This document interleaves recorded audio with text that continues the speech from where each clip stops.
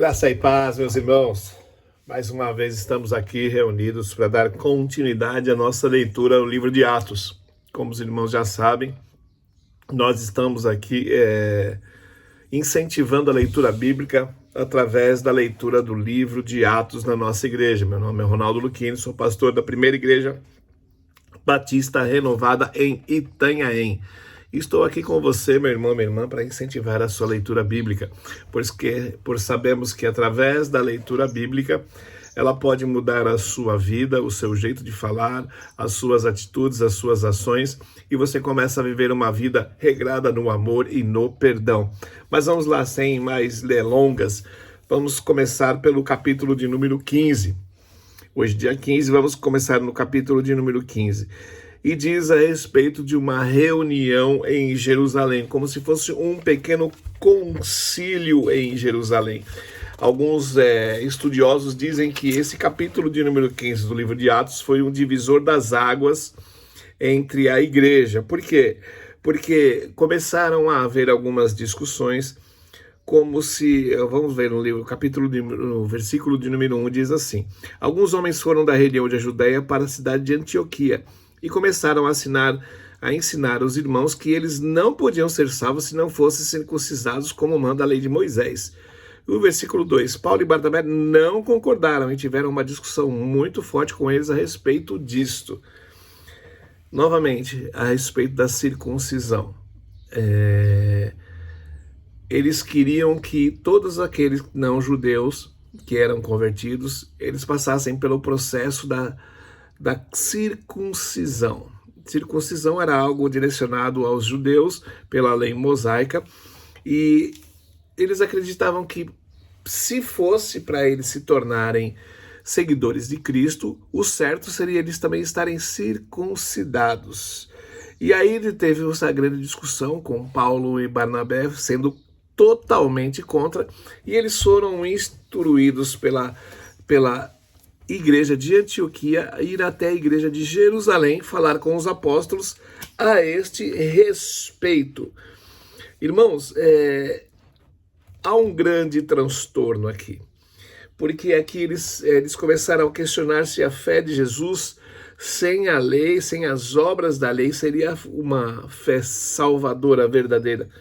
E o compromisso com Moisés sem a inclusão do judaísmo. Eles queriam fazer da religião cristã uma seita judaica. Ainda hoje muitas igrejas aderem ao judaísmo, esquecendo que a nossa circuncisão foi Jesus Cristo morrer por nós, pelos nossos pecados. A nossa circuncisão vem através do nosso arrependimento. Antigamente, as igrejas aceitavam os judeus pela circuncisão. Ele se tornava um judeu, sabendo das suas leis e sendo circuncisado. Mas hoje é totalmente diferente. Para as pessoas serem aceitas na igreja, somente através do batismo ou através de um apelo, se ela já foi batizada e feito a sã doutrina bíblica. E aí acontece o quê? Esse divisor de águas, ele dá à igreja judaica, gentílica, a chance de ser chamada de igreja cristã. Eles já não eram mais judeus, porque eles não eram judeus de nascença. E como nós vamos chamar? Nós já vimos lá no Atos capítulo 10 que foram chamados pela primeira vez de cristãos, pequenos cristos. E aqui dá um avanço missionário, que a igreja enfrenta lutas externas e internas. Todas as vezes que você começar a falar da palavra de Deus, você vai enfrentar oposição dos que estão dentro da igreja e oposição dos que estão fora da igreja. Lembre-se que Jesus disse em um dos evangelhos que ele não veio para juntar, ele veio para se separar. Esse é um versículo muito forte, mas todas as vezes que Deus dá uma visão para a igreja, dificilmente há 100% de aceitação desta visão. Muitas vezes a retrucação, muitas vezes a murmuração, e os pastores sofrem em transformar esta murmuração em o quê? Em aceitação. E é muito difícil, porque aqui, como nós vemos, do versículo 1 até o versículo 5, há uma grande discussão até na igreja. Começou na igreja de Antioquia e essa discussão foi explanada e levada até a igreja de Jerusalém para que os apóstolos fizessem um concílio e tomassem alguma decisão. Olha como os homens complicam as coisas de Deus. É impressionante, porque em primeiro lugar o ataque frontal ao evangelho ele é feito como? No versículo de número 1 do capítulo 15. Ele é confrontado como que é confrontado o evangelho de Cristo? Ele é confrontado a respeito da circuncisão. Toda pessoa que aceitar o evangelho de Cristo tem que ser circuncisada. Segundo lugar, é um debate caloroso e travado. Irmãos, quando o debate ele é caloroso e travado, sempre se há um X da onde nós devemos chegar. O debate caloroso nem sempre é aquele que, como nós vemos no debate da política brasileira, que acaba encadeirada. Não é um debate assim, que seja um debate caloroso. Um debate caloroso é aquele que é argumentado, é aquele que são colocadas as peças porque estão sendo argumentadas na mesa. Coloca o relato minucioso apresentado de ambas as partes. E aqui que nós temos o relato minucioso é de um homem chamado Pedro, do versículo 6 em diante, até o versículo de número 10. Pedro dá uma defesa do evangelho. Se você for retornar um pouco dos capítulos do livro de Atos, você vai ver que Pedro foi levado pelo Espírito Santo a pregar a palavra de Deus para uma família de Cornélio, era um italiano, era um general italiano. E Pedro não entrava como o judeu não entrava na casa de um gentio, e ele foi impulsionado pelo Espírito Santo a entrar, falar na palavra de Deus para a família do Cornélio e seus amigos, e ver com os seus olhos que o Espírito Santo de Deus tomou aquela família para si, e eles começaram a falar em línguas e começaram a falar com veracidade a palavra de Deus e pregar com coragem.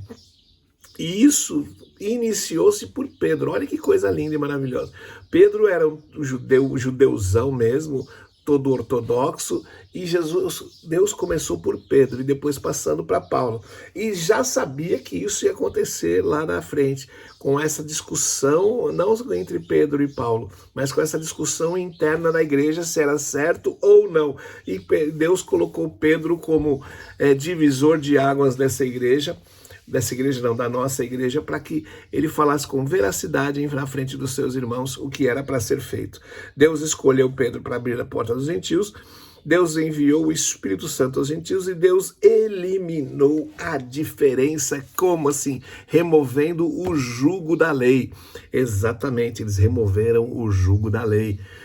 E aí eles fizeram o quê? Tomaram uma decisão tomada pelos apóstolos e pelos presbíteros de fazer o quê? De fazer uma comissão com uma carta falando o quê? Falando algumas coisas que eles poderiam fazer ou não. E eu quero ler com você uma pequena parte dessa carta direcionada aos gentios, que foi feita com Barsabás e Silas. No versículo 28 e 29 diz: porque o Espírito Santo a nós mesmos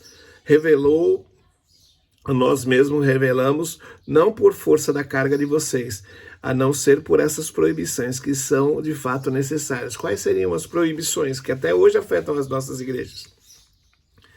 Não comam nenhuma carne que animal tenha sido oferecido em sacrifício aos ídolos, não comam sangue de animal nenhum, que tenha carne de um animal que tenha sido estrangulado, e não pratiquem imoralidade sexual. Somente essas coisas que até hoje nós recebemos da nossa igreja. Pastor, mas nós não comemos sangue. Não comemos sangue de animais. Se você tem comido sangue de animais, eu sugiro a você parar de comer sangue de animais, porque são animais oferecidos em sacrifício também. Pare de comer animais oferecidos em sacrifício. E praticar a imoralidade sexual. Se você tem praticado imoralidade sexual, também está na hora de você parar, para você verdadeiramente se tornar um verdadeiro cristão. E aí nós temos o quê? Nós temos do versículo 36 até o versículo 41, as desavenças na liderança. Irmãos, presta atenção no versículo de número 36. Algum tempo depois, Paulo disse a Barnabé: vamos voltar a visitar os irmãos em todas as cidades onde já anunciamos a palavra do Senhor e vamos ver se eles estão bem. Essa é uma viagem missionária? Sim, é o início da segunda viagem missionária. Só que por que eu fiz questão de ler estes versículos? Porque na primeira viagem missionária, vocês lembram que do início, acho que capítulo 14 ou 13, vocês lembram que quem iniciou essa viagem foi o Espírito Santo de Deus trazendo a igreja para que fosse separado Paulo e Barnabé. E nessa segunda viagem, Paulo sente de voltar aos irmãos. É o próprio Paulo que toma a iniciativa de voltar aos irmãos e ver o que estava acontecendo. Foi uma decisão certa? Sim, foi uma decisão certa, porque era necessário ver como estava a expansão do evangelho. Só que eles tiveram uma discussão forte, Paulo e Barnabé. Por quê? Porque Barnabé queria levar João Marcos e Paulo não queria. A desavença dessa liderança fez o surgimento de uma nova liderança e o fortalecimento das igrejas. Deus transforma o mal que os homens quiseram em bondade. Deus transforma até as nossas atitudes erradas.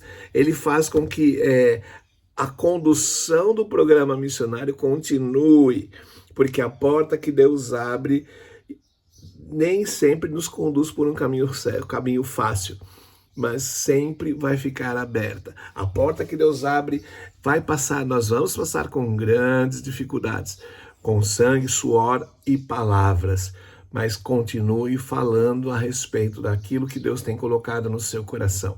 Não deixe que as circunstâncias movam a sua intensidade de falar a palavra de Deus, tá bom? Que Deus possa te abençoar.